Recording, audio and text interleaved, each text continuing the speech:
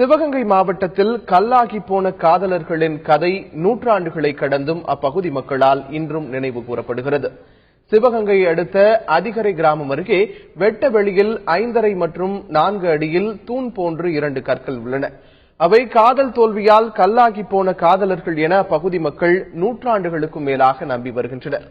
தங்கள் காதலை பெற்றோர்கள் ஏற்றுக்கொள்ளாததால் ஒரு இளைஞனும் இளம்பெண்ணும் கடவுளை வேண்டி கல்லாக மாறிவிட்டதாக அப்பகுதி மக்கள் கூறுகின்றனர். கர்த்தூணாக மாறிவிட்ட அவர்களை வழிபட்டால் காதல் நிறைவேறும் என்ற நம்பிக்கை உள்ளதாக கூறும் அப்பகுதி மக்கள் அவை ஏழைகளின் தாஜ்மஹாலாக கருதப்படுவதாகவும் தெரிவிக்கின்றனர். உருளி எல்கையில குமரிக்கிழங்கு சொல்லி 2 கல் இருக்குது. அந்த கல் இருக்குனாக்கா நான் சின்ன பிள்ளையில இருந்து அந்த கல் அப்படிதான் இருக்கு, வளர்ச்சியிலேருந்து அப்படியேதான் இருக்கு, வளர்ந்துக்கிட்டுலாம் போல இப்படியேதான் இருக்கு.